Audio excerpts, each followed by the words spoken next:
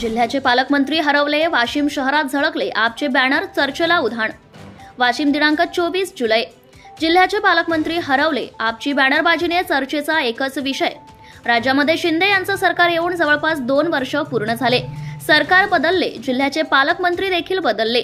वाशिम यवतमाळला एकच पालकमंत्री संजय राठोड यांच्या माध्यमातून असल्यामुळे त्यांना वाशिम जिल्ह्याला भेट देण्यासाठी वेळच मिळत नाही। कारण यवतमाळ हा त्यांचा मातृ व कर्मभूमी जिल्हा असल्यामुळे त्यांचे त्या जिल्ह्यावर सर्वाधिक लक्ष आहे।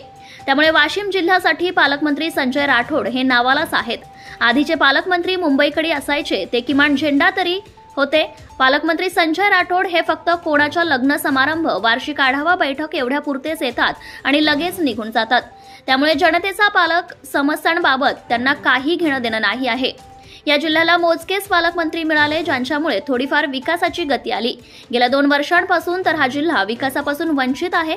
याचं प्रमुख कारण या जिल्ह्याला स्थानिक पालकमंत्री नसल्यामुळे या जिल्ह्याची दुरावस्था होत आहे। विधानसभेच्या निवडणुका ह्या अवघ्या 2 महिन्यावर राहिल्या आहेत आणि आज या जिल्ह्याला विकासाच्या दृष्टीने ठोस निर्णय घेणारे पालकमंत्री शिंदे सरकारच्या माध्यमातून मिळणार काय, असा सवाल जनता करत आहे। धुमाकूळ महाराष्ट्र न्यूज साठी वाशिम जिल्हा प्रतिनिधी आपल्या परिसरातील ताज्या आणि महत्त्वाच्या बातम्या पाहण्यासाठी आजच आपल्या धुमाकूळ महाराष्ट्र न्यूजला YouTube वर सबस्क्राइब करा आणि बेल आयकॉन प्रेस करा।